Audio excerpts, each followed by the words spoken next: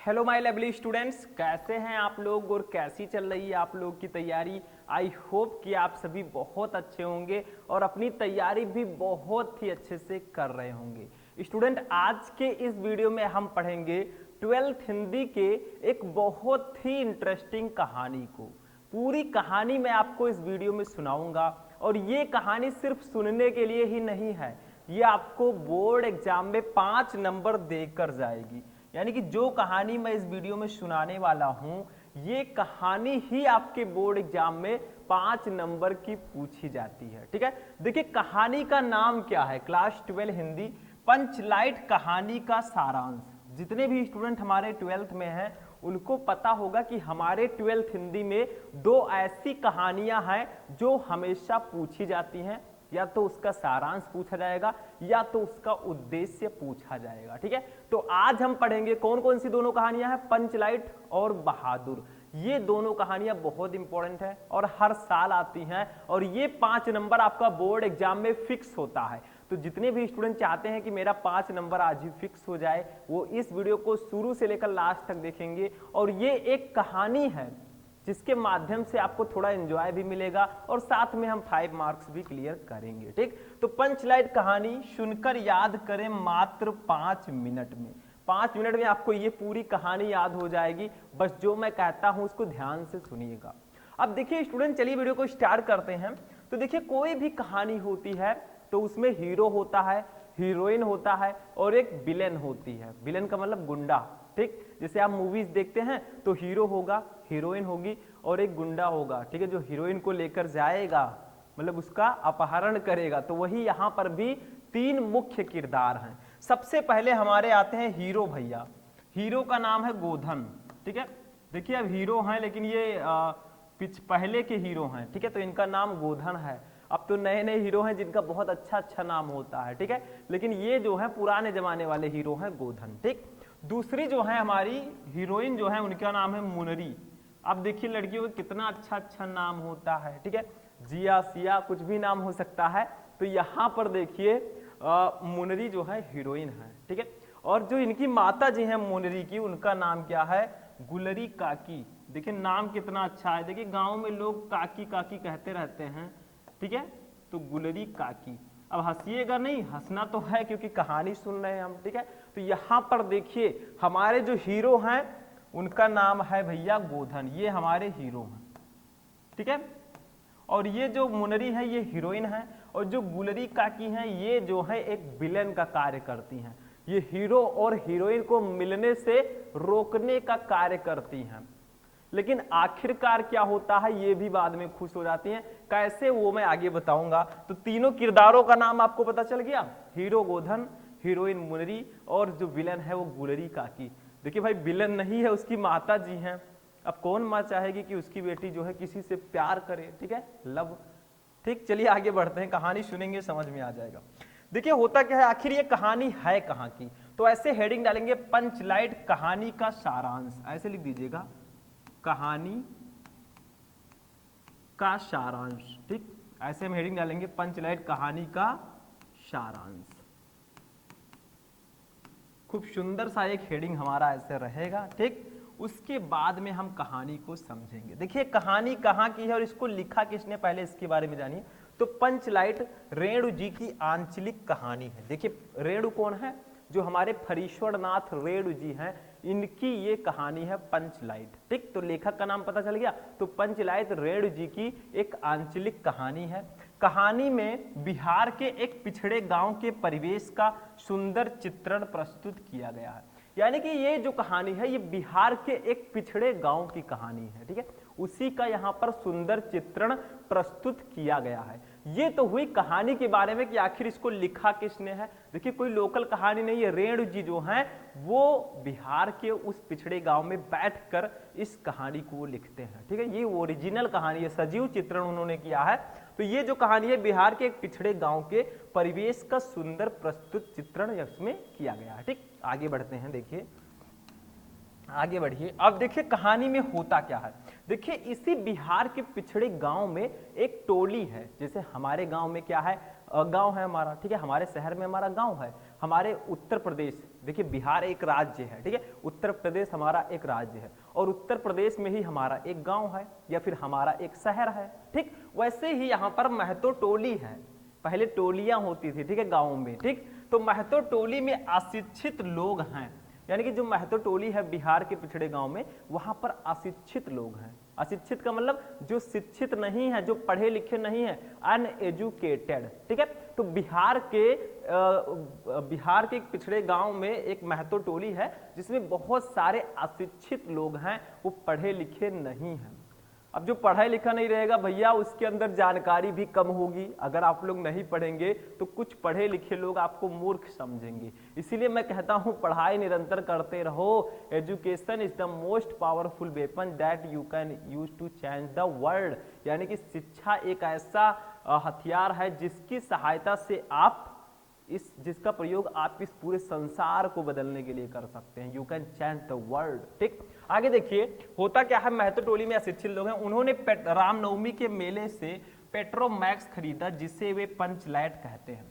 अब होता क्या है कि रामनवमी के मेले में वहां के जो अशिक्षित लोग हैं, रामनवमी का मेला आता है, सब बहुत खुश होते हैं, तो वहां से वो एक पेट्रोमैक्स खरीदते हैं जिसको वो पंचलाइट बोलते हैं। पेट्रोमैक्स का मतलब समझे, एक लालटेन की तरह होती है, जैसे कुछ दिन पहले लालटेन का यूज किया जाता था, ठीक है। अब तो तमाम एलईडी बल्ब हो गए हैं, नो प्रॉब्लम। साइड में मैं चित्र लगा दूंगा यहीं पे, ठीक है, आप लोग देख लीजिएगा, यही पेट्रोमैक्स है, ठीक। तो महतो टोली में अशिक्षित लोग हैं, उन्होंने रामनवमी के मेले में पेट्रोमैक्स खरीदा जिसे वे पंचलाइट कहते हैं। अब देखिए पंचलाइट को ये सीधे साधे लोग सम्मान की चीज समझते हैं, यानी कि यहाँ के सीधे साधे लोग, देखिए पिछड़े गांव के लोग हैं तो ये पंचलाइट को ही बहुत बड़ी चीज समझते हैं, सम्मान की चीज समझते हैं। जैसे हम लोग हैं, अभी कोई गाड़ी ले आए भैया, खूब अच्छी सी गाड़ी ले आए, 4 व्हीलर, ठीक है, अगर हम फॉर्च्यूनर ले आए तो हम लोग बहुत खुश होंगे और खुद भैया सीना तान के चलेंगे, अरे भैया फॉर्च्यूनर लाए हैं, ठीक है, मतलब हम उसको सम्मान की चीज समझेंगे। अभी आप ही हैं गाड़ी ले आए तो आप भी उसको सम्मान की चीज समझेंगे। और ये तो बहुत बड़ी बात है, ये जो भैया लोग हैं महतो टोली के, ये पेट्रोमैक्स लेकर आए हैं लालटेन की तरह और उसको बहुत सम्मान की चीज समझते हैं कि ये आज हम लेकर आए भैया, ठीक है। जैसे क्या होता है कि जिसके पास जैसा हो, जैसे जो बड़े आदमी हैं वो जब 4 व्हीलर लाएंगे तो उनके अंदर खुशी होगी, जो बहुत छोटे आदमी हैं वो अगर एक गाड़ी ही ले आते हैं स्प्लेंडर या कोई भी, तो उनको बहुत खुशी मिलती है। तो अपने अपने रेंज के अनुसार सबको खुशी मिलती है, ठीक है, समझ में आया। तो वही चीज यहाँ पर ये लोग बहुत पिछड़े हैं, तो ये एक पंचलाइट ही ले आए हैं और बहुत खुश हैं। आगे देखिए, पंचलाइट को देखने के लिए टोली के सभी बालक, औरतें और मर्द इकट्ठा हो जाते हैं। फिर होता क्या है, जब इन्होंने रामनवमी के मेले में पंचलाइट खरीदा तो मर्द, औरत, बालक, जितने भी लोग गांव के थे सब इकट्ठा हो गए देखने के लिए। जैसे हम लोग कोई बड़ी चीज लेकर आएंगे, फॉर्च्यूनर लेकर आए तो हमारे गांव के लोग आएंगे देखने, ठीक है, कि अरे भैया कितने में पड़ी, कैसे हुआ, कहाँ से लाए, ठीक है, वो सब पूछेंगे कितनी अच्छी है। तो वही ये पंचलाइट जब लेकर आए तो गांव के जितने भी लोग थे, बड़े बुजुर्ग जो भी थे, औरतें, सब लोग इकट्ठा हो जाते हैं, ठीक। आगे देखिए, सरदार अपनी पत्नी को आदेश देता है कि शुभ कार्य को करने से पहले वह पूजा पाठ का प्रबंध कर ले। अब देखिए जैसे हमारे गांव में ग्राम प्रधान होते हैं, ठीक है, वैसे जो है इस टोली में एक सरदार हैं जिनकी हुकूमत चलती है, ठीक, समझ में आया।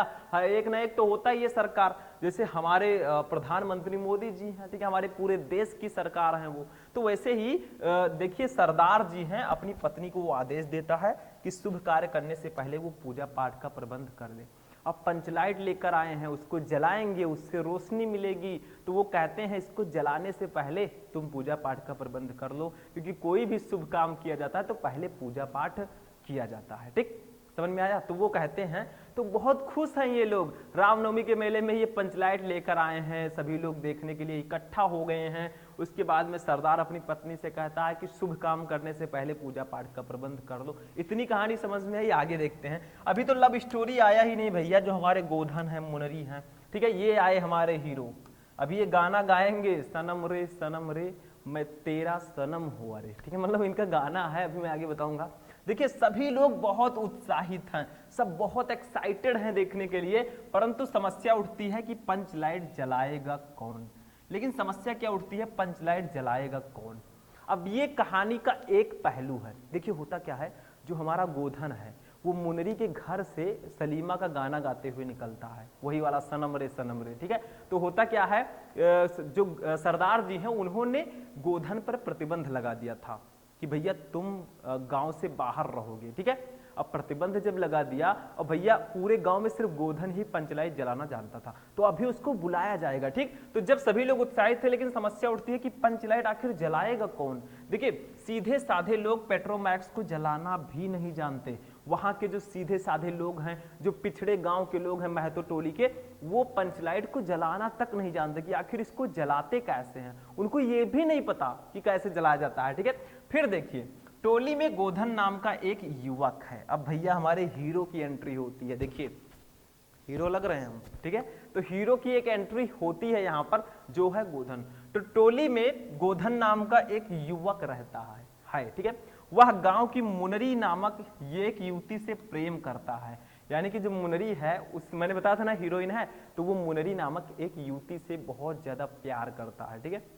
बस आई लव यू बोलने ही वाला था, ठीक। तो देखिए वह गांव की मुनरी नामक एक युवती से प्रेम करता है। मुनरी की मां ने पंचों से गोधन की शिकायत की थी कि वह उसके घर के सामने से सिनेमा का गाना गाकर निकलता है। अब भैया जो मुनरी की मां गुलरी काकी हैं, ठीक है, उन्होंने पंचायत से, पंचों से, सरदार से शिकायत की थी कि जो गोधन है वो हमारी बिटिया मुनरी को लाइन मारता है, मतलब नहीं समझे, मतलब उसको इम्प्रेस करने के लिए हमारे घर के बाहर से गाना गाते हुए निकलता है, जो मैंने बताया था, सनम रे मैं तेरा सनम हूँ। अरे मतलब ये गाना नहीं गाता, सलीमा का गाना ये कह रहे हैं। अब सलीमा का गाना भैया यही सब होगा, ठीक। तो वो कहते हैं कि मुनरी की माँ ने पंचों पे गोधन की शिकायत की थी, मतलब उसकी माँ जो है उसको ये सब बर्दाश्त नहीं था कि मेरे घर के सामने से कोई गाना गाते हुए निकले। जैसे उसके घर में जवान बेटी थी मुनरी, अब उसकी माँ क्यों चाहेगी कि मेरे घर के सामने से कोई गाना गाते हुए निकले। अब गोधन भैया जब उसके घर से जाते थे तो बढ़िया गाना एक ढूंढ लेते थे अच्छे से, उसी को गाते हुए निकलते थे ताकि इम्प्रेस हो जाए लड़की, ठीक। इम्प्रेस करने के लिए क्या क्या करना पड़ेगा। तो देखिए उसके घर के सामने से सिनेमा का गाना गाकर निकलता था, ऐसी उन्होंने शिकायत की थी। आगे देखते हैं, आगे देखिए क्या है। इस कारण पंचों ने उसे जाति से निकाल रखा है। तो देखिए क्या होता है, जब मुनरी की माँ ने पंचों से शिकायत कर दी कि गोधन हमारे घर के सामने से गाना गाते हुए निकलता है, तो पंचों ने गोधन को अपनी जात से ही निकाल दिया, अपने गांव से ही निकाल दिया, ठीक। अब क्या होता है देखिए, मुनरी को पता है कि गोधन पंचलाइट जला सकता है। अब जो वो कहानी थी आगे मैंने बताया था कि आखिर पंचलाइट जलाएगा कौन, वो एक पहलू था। फिर मैंने मुनरी और गोधन के लव स्टोरी के बारे में बताया।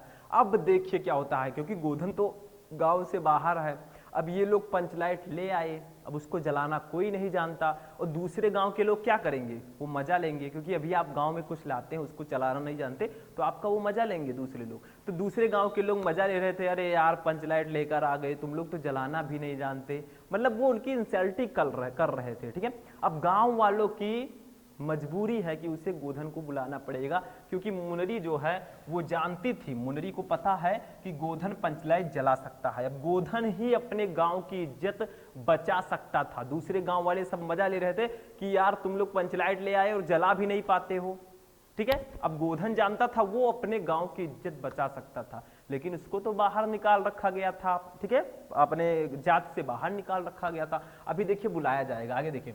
तो मुनरी क्या करती है, वो चतुराई से यह बात पंचों तक पहुंचा देती है, मतलब वो ये बात पंचों तक किसी तरह पहुंचा देती है कि गोधन पंचलाइट जला सकता है। अब गांव वालों के मन में उनके लिए बहुत बड़ी समस्या उत्पन्न हो गई कि यार पंचलाइट तो जलाना पड़ेगा, नहीं तो दूसरे गांव वाले लोग ताना मार मार के परेशान कर देंगे। तो इससे अच्छा है गोधन को अपनी जात में ले लो और पंचलाइट वो जला देगा, हमारे गांव की इज्जत बच जाएगी। अब उनके गांव की इज्जत गोधन के हाथों में थी, ठीक है, क्योंकि गोधन हमारा हीरो है।